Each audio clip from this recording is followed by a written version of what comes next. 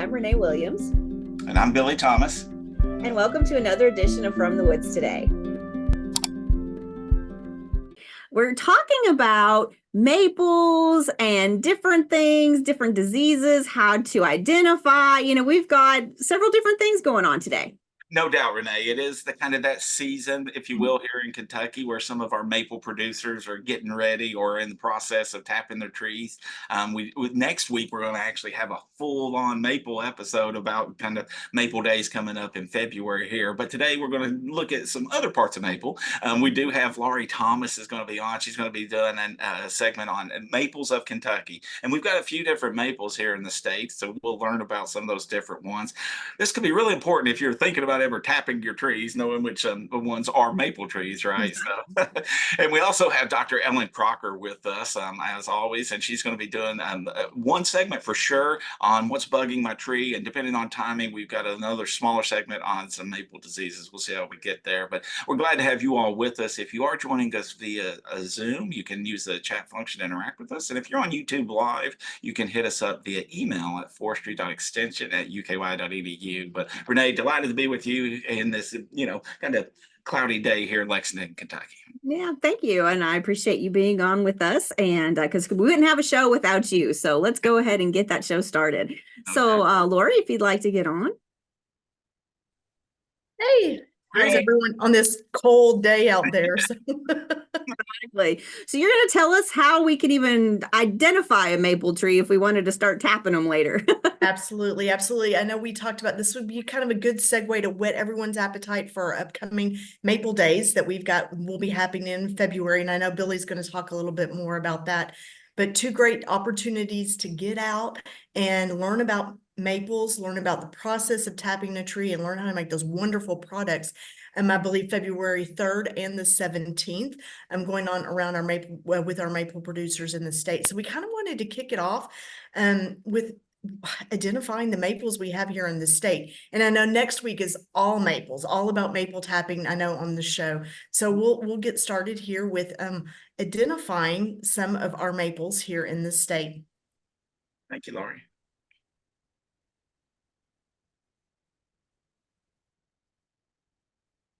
All right, we're full screen there.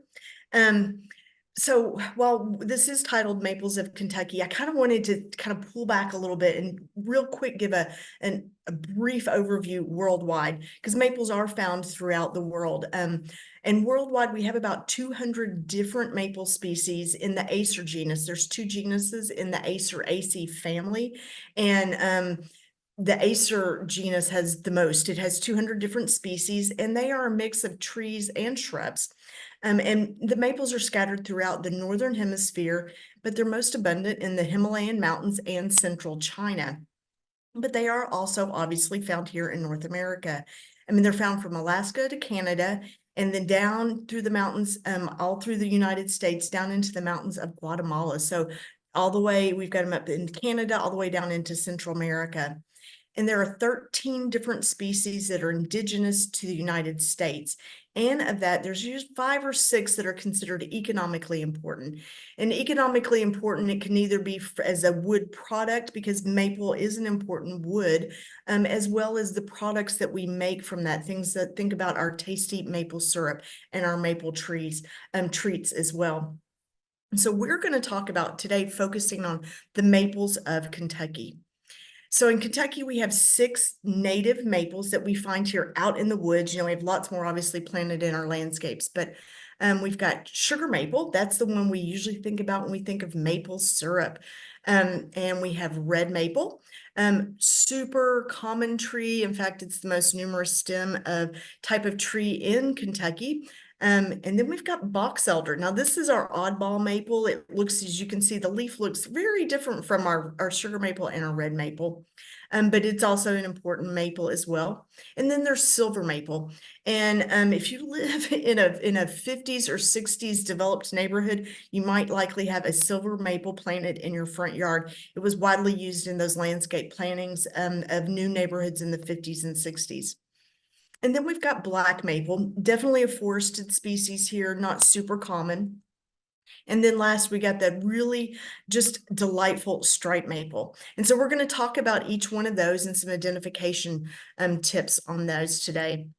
But let's look at real quick, just some statistics. And these are from 2017. We've got newer ones that will be out that are out for 2020 that should be out real soon. But from the 2017 United States Forest Service Forest Inventory Analysis, which is the way they do this, they do one randomly locate plot every 6,000 acres. So, you know, you may miss some trees or species here and there, but it's a very good way of sampling our forest to see what we have out there. So when we pull out our maple species that we find here in the state, we see that our sugar maples, we find those, it was found in over 118 counties. Red maple, 98 counties of our 120. Box elder, pretty widespread throughout the state with 90 counties. Silver maple, a little less, and part of that has to do with the habitat. With 29 counties. Black maple, far fewer. It's not as numerous here in the state, only 6. And then striped maple only showed up in 1 county, but we know it's in numerous counties in the eastern, very far eastern part of the state, up in the mountains. It is a high altitude species here, high elevation species here in the state. But then when we go over here and let's look at, so we've got different size classes. We've got 9 to 14 inches, and this means in diameter, so the diameter of the tree. So when we add all of these different diameter classes up from 9 inches all the way up to 25 plus inches, we come up with our total number of trees in all size classes. And when we look down through our list here, we see that red maple is the most numerous with well over 800 million trees. And then we've got sugar maple comes in close with it 700 million. And then we drop way down when we start talking box elder, silver maple, and black maple and striped maple, far fewer number of trees in the state. So our biggies are really our red maple and sugar maple that we find here in our state. So let's talk about some generalized identification tips for maples. Generally, maples have lobed leaves. You all know the Canadian flag, what it looks like. So a lobed leaf, what we mean by lobes is this part that sticks out. And usually with maples, it'll be pointed. And you can see we've got the lobing on here, 1, 2, 3, 4, 5. And then we've got these indentations or what we call sinuses. It looks like someone stuck thumbs down into that leaf and made those indentations. And so maples will have lobed leaves. With the one exception, our box elder has to be an oddball. Our box elder it can have some of its leaflets can be lobed, but it is a compound leaf. So all of the rest of our maples are simple leaves. That means there's only one blade at the end of the leaf stem or the leaf petiole. There'll be only one blade. Whereas with our box elder, we're going to have leaflets, multiple blades there. And usually they're 3 in groups of 3 or groups of 5. Commonly, people look at this a lot of times and might confuse it with poison ivy because the leaves of 3 let it be. But box elder is our exception with that lobed leaf, and it's also compound. Now, to me, the biggie, and when we first started learning tree identification, is learning leaf arrangements, how those leaves are arranged on the twig.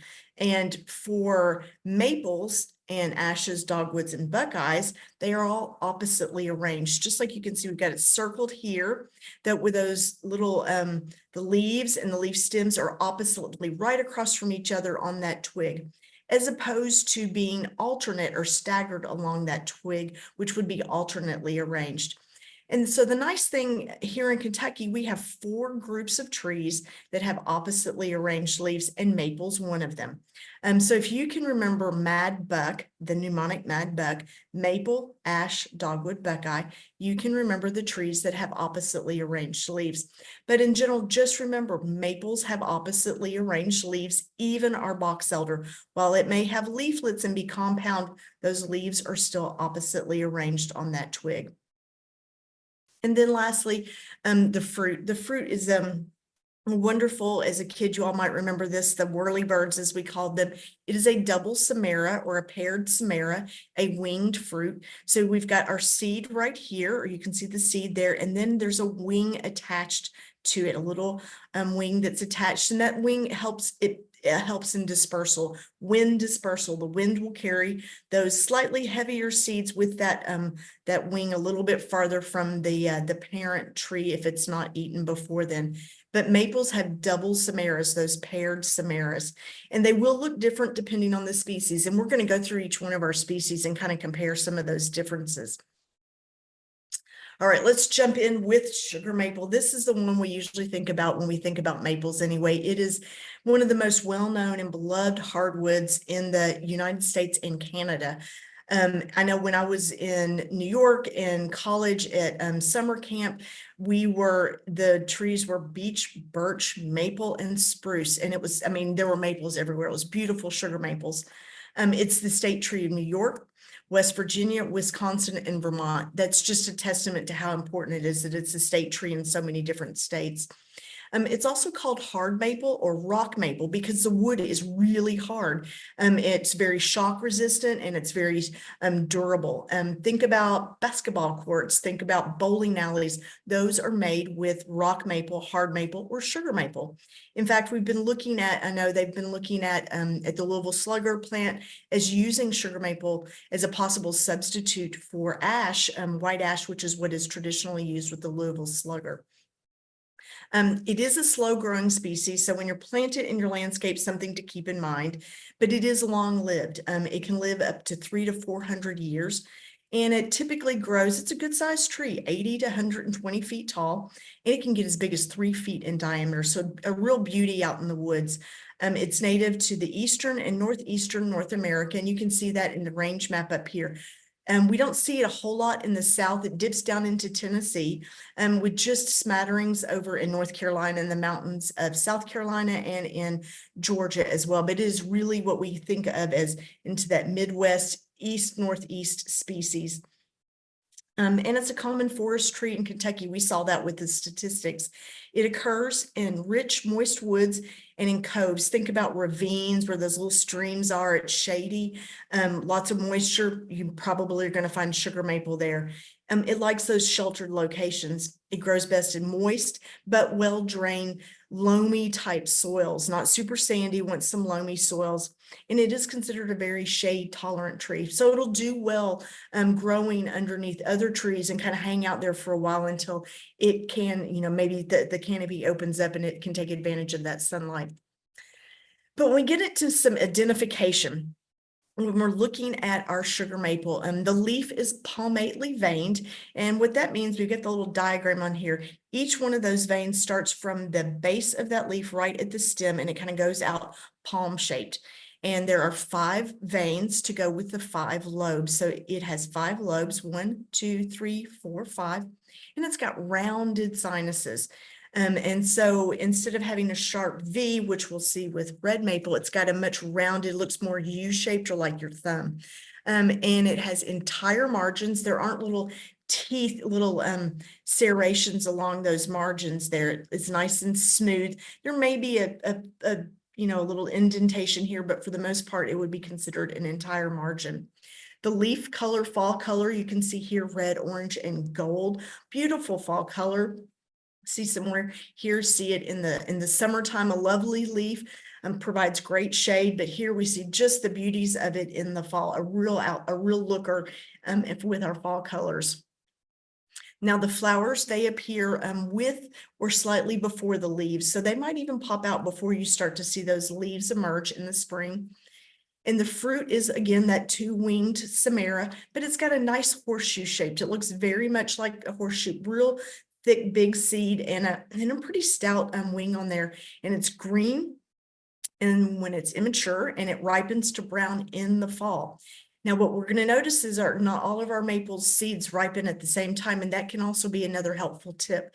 Sugar maple seeds ripen in the fall. The twig is brown, and it's kind of slender and delicate, and it's got little white lenticels. It looks like these little white dots, and those lenticels are little pores or openings for gas exchange. Its terminal buds are brown, sometimes a little fuzzy, and they're very sharp, very pointed. Not all of our maples have sharp pointed buds. We'll see that with our next species. Red maple does not, but sugar maple has a nice sharp pointed terminal bud. The bark is smooth on our smaller trees, and we can see in the upper picture here, it's still kind of smooth, hasn't broken up yet. But as that tree grows and develops, it'll start developing these kind of irregular vertical plates or ridges that kind of slightly curl out as that tree ages. It won't be super shaggy, but it can have a slightly shaggy appearance. All right, so let's talk a little bit about our red maple. This was our most common stem, and red maple, another beautiful tree. It is one of the most widely distributed trees in Eastern North America, and it's the most numerous tree in Kentucky. We saw it was the most numerous maple, but it's also the most numerous tree that we find here in the state. It's also called scarlet maple, as we can guess by the color, swamp maple, or soft maple. And it's called soft maple because where sugar maple is called hard maple or rock maple, very hard, sturdy wood. Red maple has very soft, a much softer wood, maybe even a little more brittle compared to our sugar maple. It thrives in a wide range of soil types, textures, moisture, pH, and elevation, which leads to it being so widespread, so numerous. It's a short-lived tree. It seldom lives more than 150 years, and it reaches maturity usually at about 70 to 80 years. It's a medium-sized tree, usually about 60 to 90 feet tall, not quite as big as some of our other maples, and it can get to be about 30 inches in diameter, not up to 3 feet like our sugar maples can. In the forest, the trunk is usually clear, as we see in this forest setting picture here, clear for some distance. It'll have what we call a clean, straight bole or trunk on that tree. But in the open setting, it's going to definitely have a much shorter, stubbier trunk with a nice, lovely, rounded crown. Makes for can be a really attractive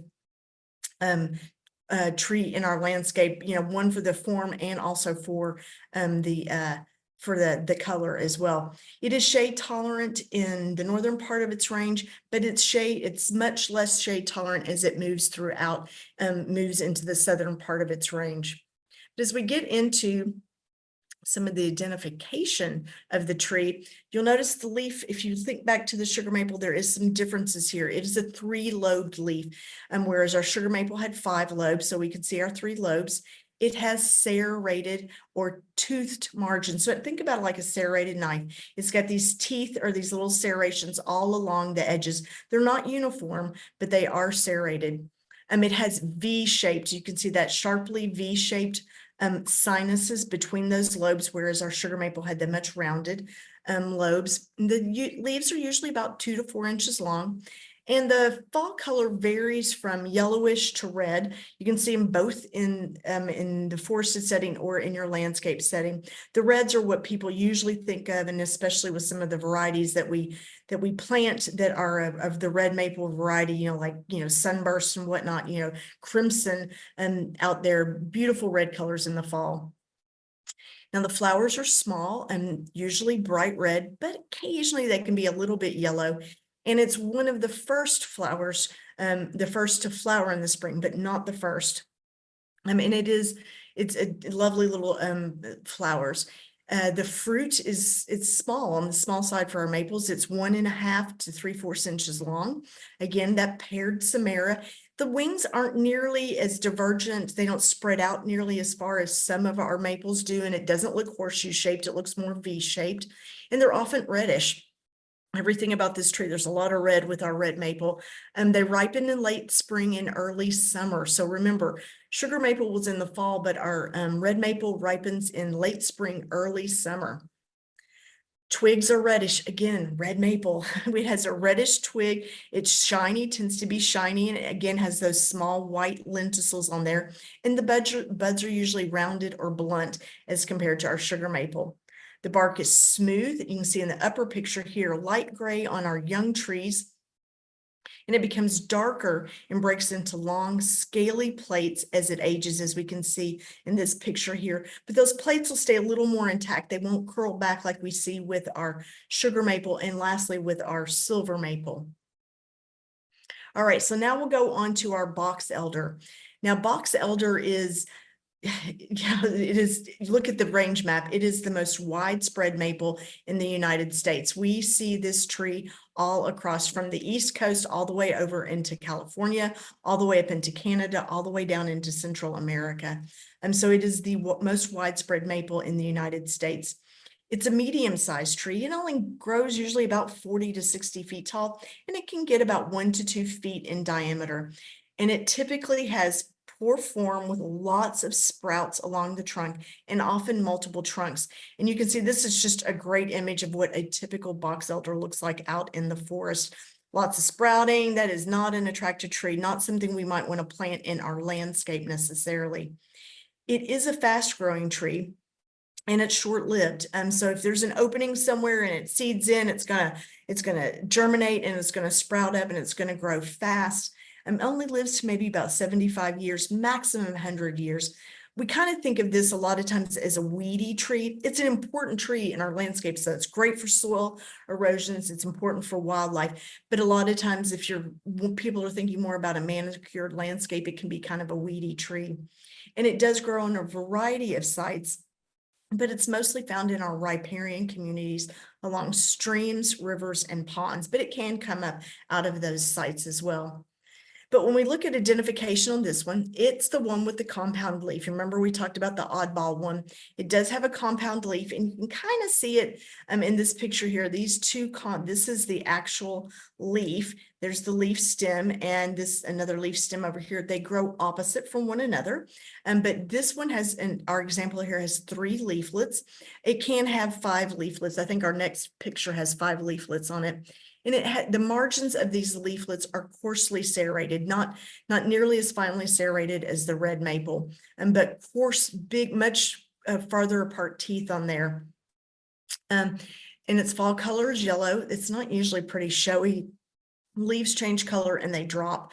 So it's not super showy, and it's often confused, as I said before, with poison ivy, especially when it has the 3 leaves. And you can see box elder here compared to poison ivy. And a lot of times I know walking out in the woods, you see a tree. Where I used to work, we had lots of box elder and lots of poison ivy. And that was always one that we would show them, before you touch something with leaves of 3, look and see what it's connected to. If it is on a branch that's connected to a tree, you're probably okay, and it's box elder. If it's a shrubby thing on the ground or it's a vine growing up the tree, don't touch that. So leaves of 3, let it be. So the flowers, now this species is dioecious, meaning there are male trees and female trees. So the flowers will be on different trees. They appear in the spring with the leaves. And you can see even in this photo that the leaves have already started to emerge as the flowers are starting to emerge. Now the fruit, very wide V-shaped samara. We saw that much narrower in our red maple, but with our box elder, much wider V-shaped samara. And they're about 1 to 1.5 inches long, bigger than our red maple, kind of on par with sugar maple. But again, it's got this wide V shape as opposed to that horseshoe shape that we saw with the sugar maple. They're green when they're immature and they ripen to a light tan. You all have probably seen, if you've been anywhere around a creek or stream, have seen these persisting late into the fall, even into the winter, still hanging on trees. And that's important because it does still provide some wildlife food in the wintertime if those samaras have persisted. And the twig looks different. You notice it looks different from our other 2 species we've looked at. It's green a lot of times, or purplish green. So it looks very different from our red or our brown that we saw with red maple or sugar maple. And it often has what we call a glaucous bloom, which is simply just this whitish kind of material on the outside of it. The buds are hairy, often hairy and rounded. And the bark is thin and gray to light brown, and a lot of times it's warty on those young trees. You can even see the warts here, but that green will really stand out on it. But as the tree develops, it will develop into shallow interlacing ridges. And then we'll switch over to these are the ones that we saw the most of in our state. silver maple. Now, silver maple is, like I said, it's the one that if you live in a neighborhood that was built in the 50s or 60s, more than likely you have one of these. I know I have one outside of my house. It's a great tree, great shade tree. But it is a medium to large tree, which can grow up to about 100 feet tall, and it is fast growing, which is why it was used in new neighborhoods. They wanted to get something established and get some shade around these houses quickly. It also is pretty tolerant of compacted soils. So it does well it did well in those landscape settings, but it does break apart, and sometimes it's not highly recommended for our landscape settings. The roots will seek out water sources, and it can have kind of brittle wood, then branches that break off easily. It is common in the eastern United States, where it's also called soft maple, river maple, and water maple. And it's called water maple in part because where it grows soft maple, the wood is brittle. You can see it's got a big range all across the eastern half into central United States. We call this a bottomland species. It's found growing along large rivers and on river islands. And unlike red maple, it's not found on dry sites. It likes its feet wet. So if you're around a stream, you'll more than likely see one of these. And it's considered moderately tolerant to intolerant of shade. Now, for identification purposes, the leaves have 5 lobes like our sugar maple, but you wouldn't confuse this with a sugar maple. It has very deep sinuses, and so our lobes really stand out, and it's coarsely serrated margins. And the leaf will be light green above, and then it's going to be silvery white underneath. I know you've probably noticed if a storm's coming, the wind's blowing, the leaves flip over, you'll see leaves that look kind of whitish on the underside. A lot of times it's these silver maples. Fall color, as you can tell in this photo, it's not super snappy yellow, and the leaves drop and they decompose relatively quickly. The flowers are reddish or greenish, and they're in dense clusters, and these do bloom before the leaves emerge, and these are the first of the maples to flower. So if we get a couple of warm days, even in January or February, these flower buds are starting to swell, and could even, if we have an extended stretch of warmth, they might even burst, might even pop open. The fruit is, again, it is the largest of any of our native maples. It has the divergent V-shaped wings that are about 2.5 inches long, so quite a bit bigger. And they mature in late spring, again, just like our red maples do. The twig is very similar to red maple. It kind of looks reddish. It's a little more stout, but unless you're comparing the two side by sides, that would be hard to tell. This time of year, if you're looking and you're going, do I have a red maple? Do I have a silver maple? You could grab a twig, and if you crush it or scratch it, silver maple usually has an unpleasant odor with it. So that can be a helpful tip for you. And then the bark is light gray and smooth on young trees. And you can see this one in the foreground. Here is a young silver maple, nice and smooth, and it starts to break up into long, thin strips, one behind it. And those ends of those strips will actually kind of peel away loose, and it tends to have a very shaggy look, as you can see in the mature specimen down here. And then we'll wrap it up with the last 2 maples that we don't find nearly as many of these throughout our state.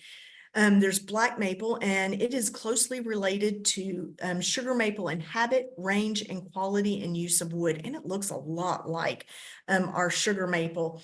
The wood is hard like sugar maple, but when we look at identification purposes, the leaf, again, it's got your palmately veined leaf. You've got those, they originate those veins from the base of the leaf, but it only has 3 lobes.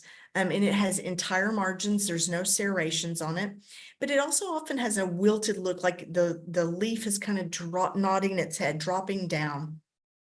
And the fall color is a very attractive yellowish. This is something we'd see more in a forested setting. The fruit appears with the leaves. The flowers, I'm sorry, appear with the leaves, and the fruit is horseshoe shaped, just like our sugar maple was, and it matures to brown in the fall. Again, a fall maturing samara. The twigs are brown and slender, just like our sugar maple, and the terminal bud is pointed like the sugar maple and often fuzzy.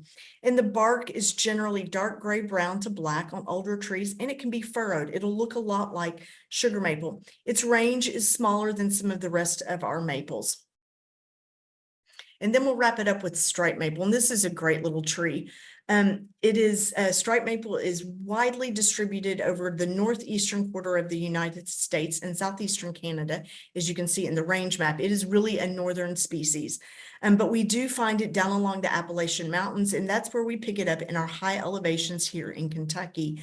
In a couple of counties far over eastern Kentucky, but we do find it over there.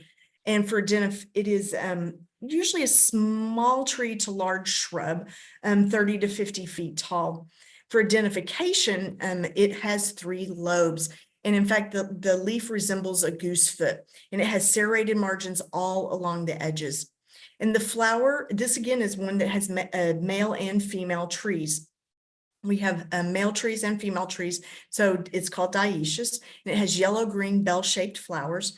And the fruit is wide-spreading samaras, which ripen in late summer and early fall. So kind of in between are a little bit earlier than our sugar maple or our black maple. And the twig is reddish to brownish, and it's smooth. We don't have any lenticels on it. And the terminal bud scales are valvate. It means it looks like a duck's bill. So it's kind of distinguishing, but really it's the bark and the leaf that really help be able to identify this tree. The bark when young is smooth gray-green with prominent white stripes, which is where it gets its name, striped maple. You can see it in that bark, those white stripes mixed with those green stripes in there. As the tree becomes older, that bark could get a little bit more reddish brown, but you'll still be able to see some of those distinguishing characteristics of our striped maple. It's a great tree. If you make it over to far eastern Kentucky, like Black Mountain, somewhere over there, be on the lookout for it, because you'll see it over there. Just an overall chart for a quick comparison of our maples. But I did want to point out, if you'd like to get out and identify, see if you got any maples on your property or out in your neighborhood. I've got a couple of recommendations. There are 2 little inexpensive books that I highly recommend. They're called Tree Finders. There's one for leaves, which is the one on the bottom, and then there is the Winter Tree Finder, which you could use now since we don't have leaves on that. It's the one I'll use for most of my tree identification programs, and the one we go through on most of our tree identification webinars. Great little resource, about $5 each, pocket size. Real easy, nice dichotomous key, walks you through step-by-step identification. You can always check out any of our Tree ID webinars. These are all pre-recorded. They're up on our website. We've got lots of these identifying lots of different trees. And lastly, we've got common trees of Kentucky videos, and we've done videos on all of them except for striped maple and our black maple. So if you'd like to know more about some of the natural history, ethnobotanical uses, even more about some of those identifying characteristics and even fun facts, check out some of those common trees of Kentucky to learn more about our maples here in Kentucky. All right, that's all I've got for us today on maples of Kentucky. So I hope you all enjoyed checking out some of those maples and started getting you thinking about Maple Days coming up. Yes. All right, good job. Thank you very much. Excellent. Hey, I'm originally from Harlan. I didn't know there was a striped maple. So There you go. Yeah, they're all in the far eastern part of the state. So go check out one of our state nature preserves and take a look and look out for them. there was a question. Someone wanted to know if they can tell the difference between a Freeman's maple and a silver maple. Is a Freeman's maple, I wonder if that's a variety or It's a cultivar, I believe. Yeah, and that it gets a little harder and a little trickier with cultivars. And I think it's a cross between silver and red maple. Yeah. So we'd probably need to look into some, I couldn't do that off the top of my head, but look into some specifics of what those different identifying characteristics might be for that one. And there's a bunch of different kind of red maple yes, there's a cultivars out there. Cultivars and varieties out there because it's such a popular tree. Right, and those are really kind of for landscaping. So we'll find those in our woods, but we won't. Yeah, in somebody's in the yard. woods. Sure. Laurie, thank you so much. Really, sure thing. Thank you all of your efforts on kind of identifying these trees and helping people get to know them. Really, it's good stuff. Thank you. Definitely. All right. So moving on in our show, we have Ellen Pepper on. Dr. Crocker in the house. Yeah. Hello, everyone. How's it So, going? Dr. Crocker, what's bugging your trees, right? Yeah. Oh my goodness. Well, right now you might not be looking as much at your trees if it's cold and icy and snowy out, or maybe you are a lot if you're getting ready for maple tapping. But this time of year is a good time of year to kind of see some things that you might not notice otherwise on your trees, right? And you might be seeing some things and wondering, is this a problem? Should I be worried about it, or is this okay? Oh, I am so glad you're covering this topic. I get questions occasionally on this, and it's nice to have this resource. So, Dr. Crocker, thank you so much. Thank you. Oh, you are very welcome. So today I'm going to be talking about one that I'll occasionally get questions on. And hopefully you, I'm sure, have seen these before, these beautiful lichens. But I'll get questions like, what's wrong with my tree? What's going on with these weird crusty growths that are on my tree? So if you're seeing these weird things growing on your tree and you're wondering, is this a problem? This is the show for you. So we're going to be talking about lichens, what they are and what they're doing.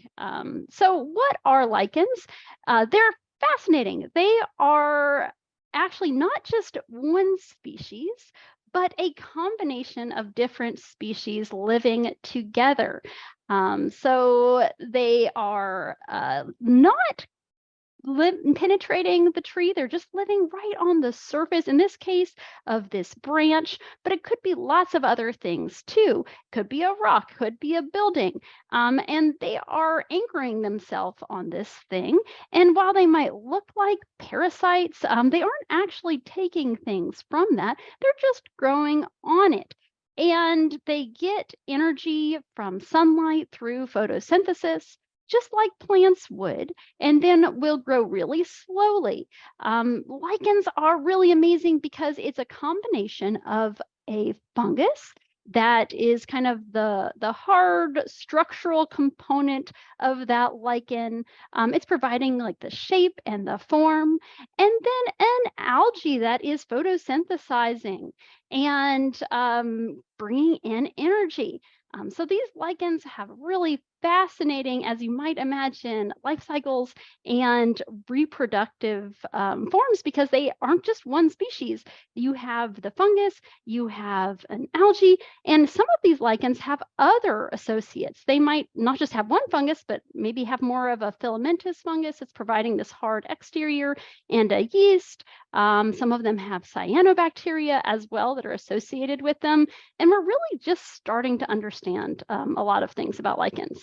So just to kind of show this, what this might look like, this is a drawing of how do those lichen structures look on the inside. So everything that's in gray would be the fungus that's providing that kind of home, that harder exterior part here, as well as anchoring it to whatever it's growing on.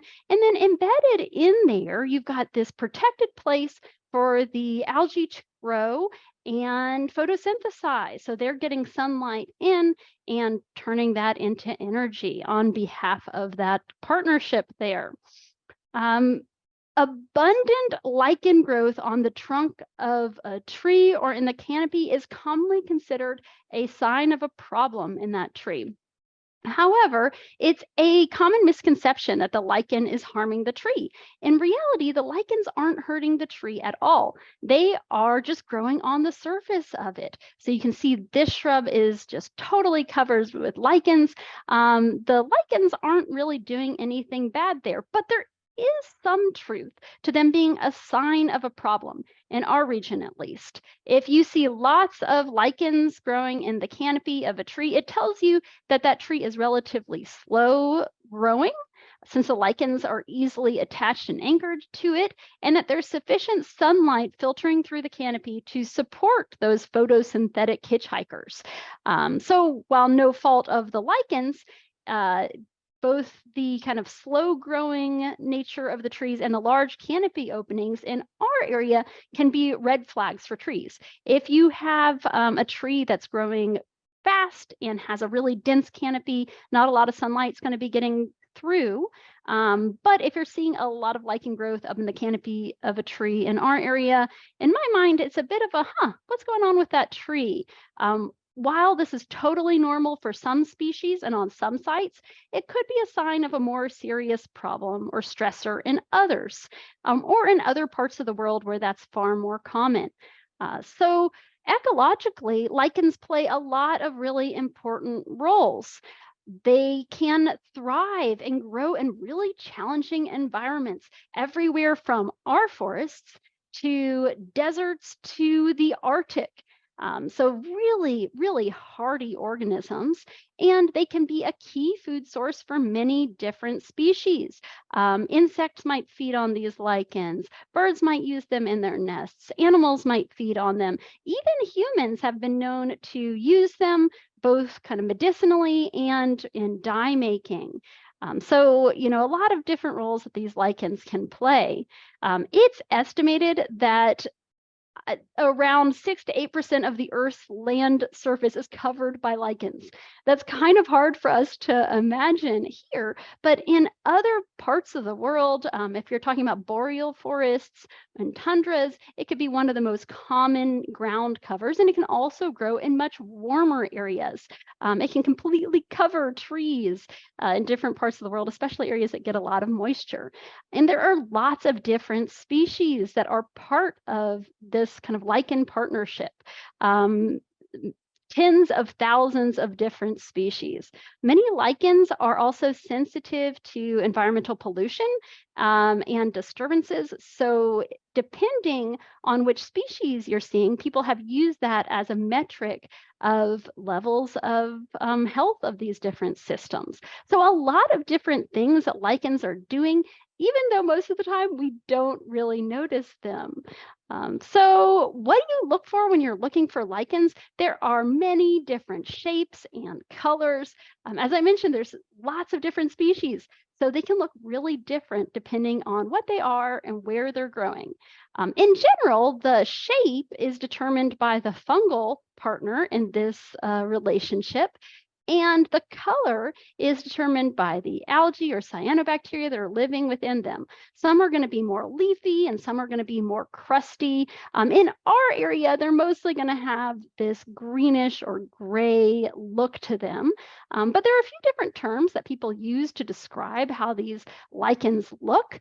Some of them are going to be what they call fruticose. So they're going to have these leafless branches, kind of looks like a little coral or something almost.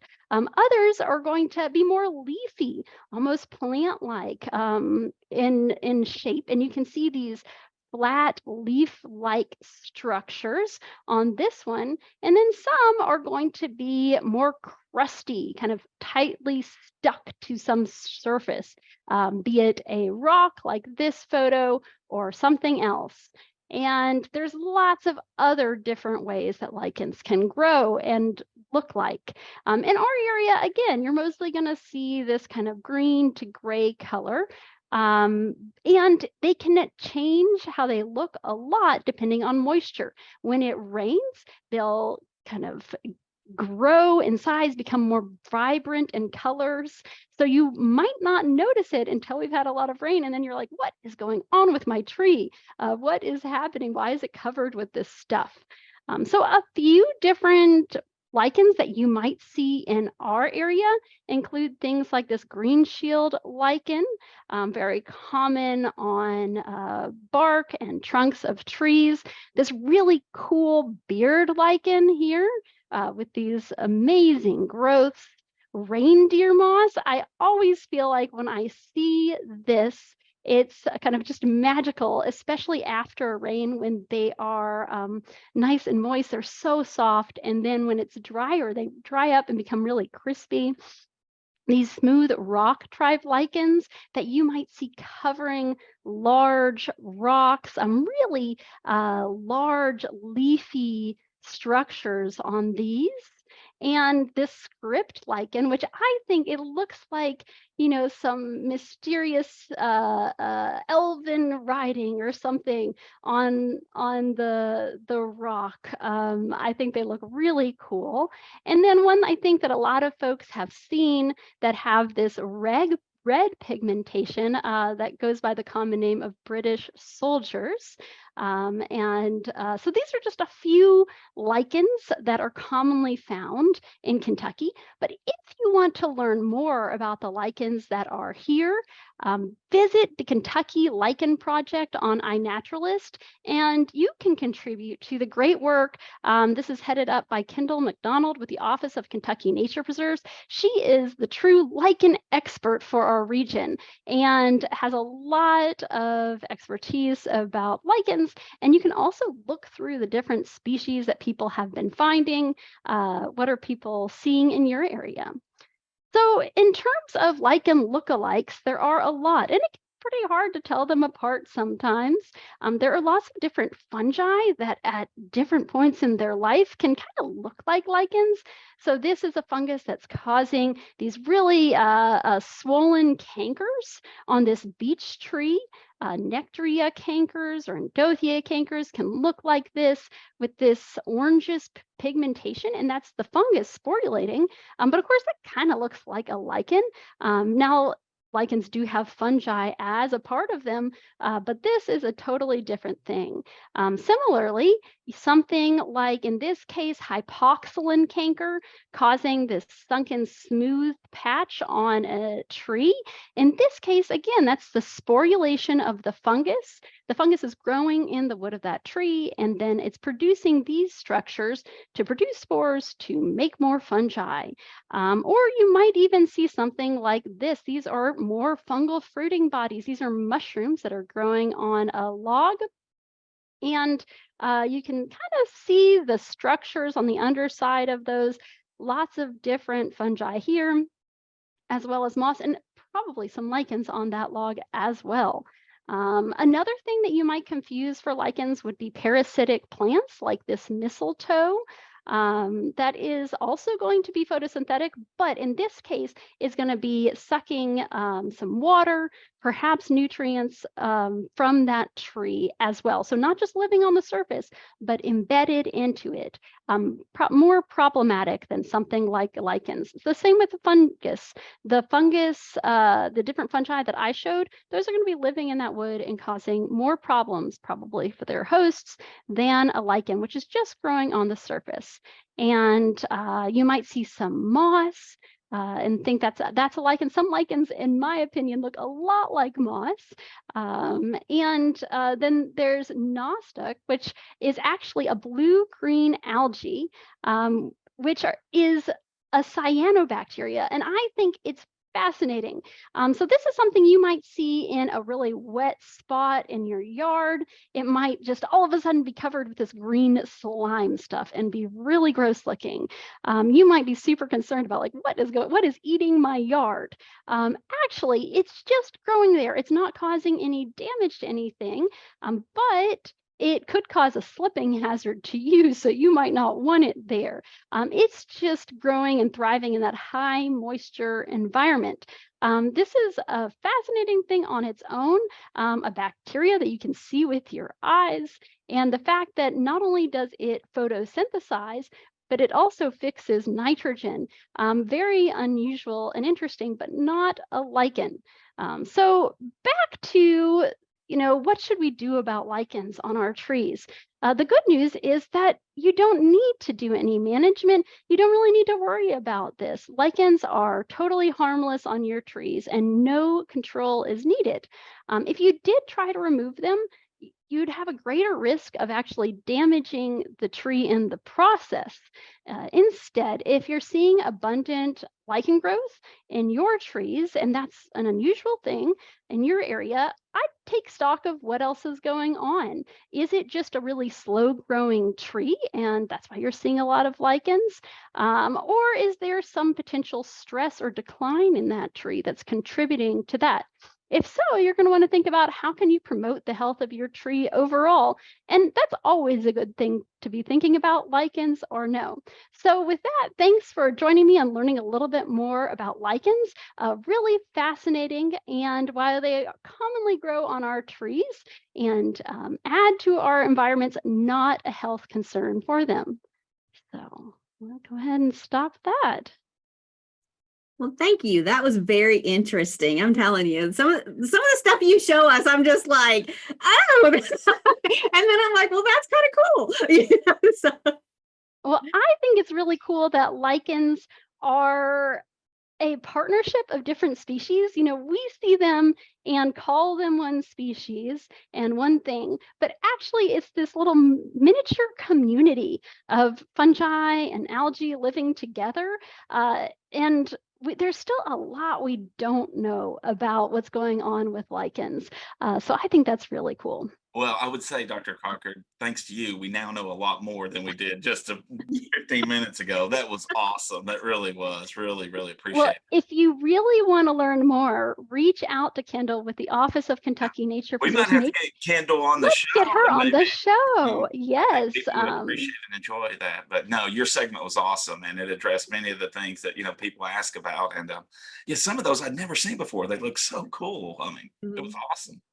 Yeah, several and different wanting parts to of the know. world have different lichens entirely, and much brighter colored lichens than I typically see around here. So it was fun doing that research because I, went on a virtual trip to kind of see lichens all over the place. We do have a fact sheet out about lichens in the home landscape that I'll put in the chat and we can share online. Mostly, again, it's just kind of addressing the misconception that those lichens are causing problems. I think because of the fact that they're easy to miss most of the time, and then when it rains a lot and they kind of hydrate and plump up, you notice them and they can seem to pop out, like come out of nowhere. They're a totally normal thing in our area and are not causing problems, but sometimes could be associated with them. Several people want to know if they're edible. Do you know? You made them Some hungry, of them I would apparently. not want to eat. If you have eaten lichens, I want you to post about it in the chat and then tell us. I'm again, humans have used them culturally in the past. I have never tried them, and so I look forward to hearing from you all on that. Maybe something that we can get her to do a segment on to let us know if it's actually edible or not. Yeah, yeah. And are they edible or are they worth the effort? Perhaps two different questions. Yeah, I haven't seen any that just look really good, but maybe I don't know the secrets of their preparation. Oh gosh, that's funny. Good stuff. Yeah.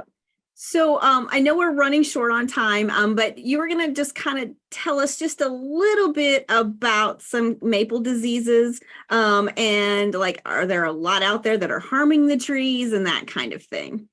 Oh, yes. So we talked all about maples today, and I want to thank Lori for her fantastic presentation.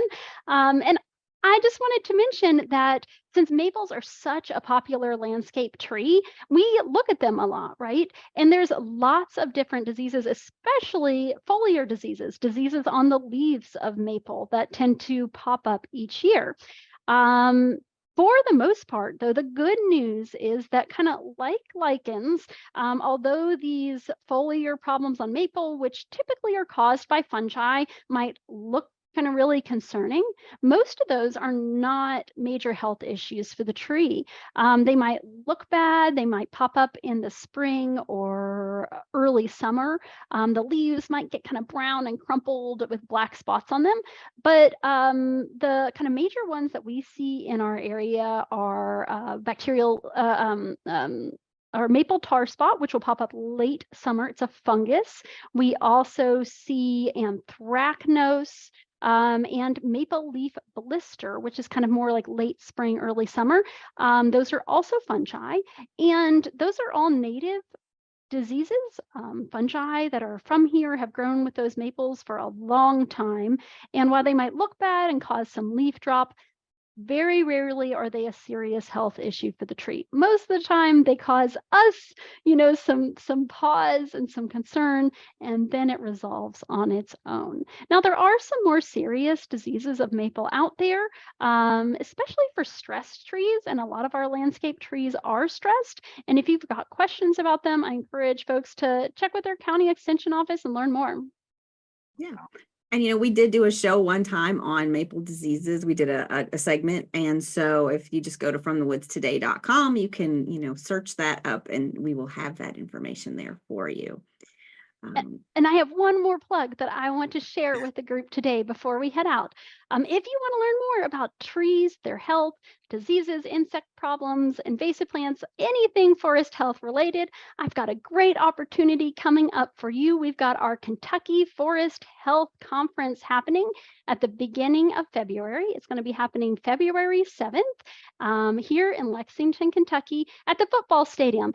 We're packing the whole thing talking about forest health, right? No, it's a really nice venue though, overlooking the field. And we're going to have a really excellent range of speakers from all over the region talking about new issues in our area. We're going to be talking about spotted lanternfly, a new invasive insect that's just arrived in Kentucky, some other insects, diseases, invasive plants to be on the lookout for, and tools to help in your management. So a really wide range of different things.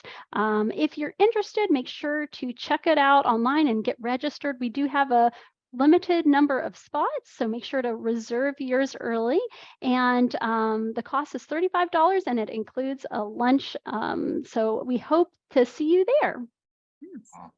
Dr. Crocker, having visited the conference last year, I would tell folks, if you're interested, sign up right now, to be honest. It's going to fill up really quick and you won't be able to get in. And it is amazing. You do such a great job, you and the team that put that together. It's really an impressive effort. So thank you for that. Really. Well, we've got a great team and I want to thank our sponsors, especially Kentucky Division of Forestry, the Daniel Boone National Forest, NRCS for what all that they're doing to make that conference happen and make those great speakers, that great information here in Kentucky, but also affordable to get to go see. So yeah, hope to see folks at the conference. Yes, indeed. Yeah, check it out. Again, Dr. Crocker, thank you so much for your many contributions and all your work in forest health here in Kentucky. We're fortunate to have you here in the state. Thank you. There was a question that we did miss, Dr. Crocker. They wanted to know if lichens would grow on a roof. Because they have a mature tree near the roof of their house. I feel like this is some poem, and if I was wittier, I'd get to it. But it's like they grow on a roof, they'll grow on your tree, they'll grow in who knows where, in the Antarctic. Dr. They'll Seuss, grow right? everywhere. Yeah, they will grow all over the place. Now, I don't know in particular what's growing on their roof, though. It could be lichens, but they might have moss or other things there. So the lichens can grow in a lot of different places. That's for sure. Gotcha. All right. Thank you very much. Good stuff.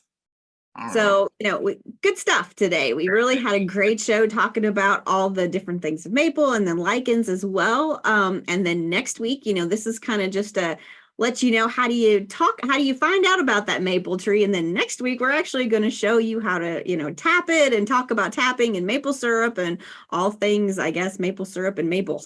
No doubt. Yeah, I'm really excited about next week. We're working really closely with the Kentucky Maple Syrup Association to put next week's program together. You're going to hear all about kind of maple production in Kentucky. You're going to hear from some new producers as well as some experienced producers.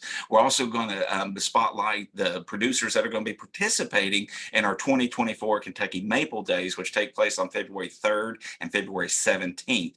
We are in the process right now of gathering those producers, and we are working on a resource, a website where you can find all of those all of the producers that are participating. So we'll have that up real soon. Certainly, we plan to have it up by next week's show. So looking forward to that. But if you are interested in learning more about maple and the maple production here in the state, or you're thinking about participating in the Maple Days, either as a consumer or a producer, make sure you tune in next week for that show. So thank you. All right.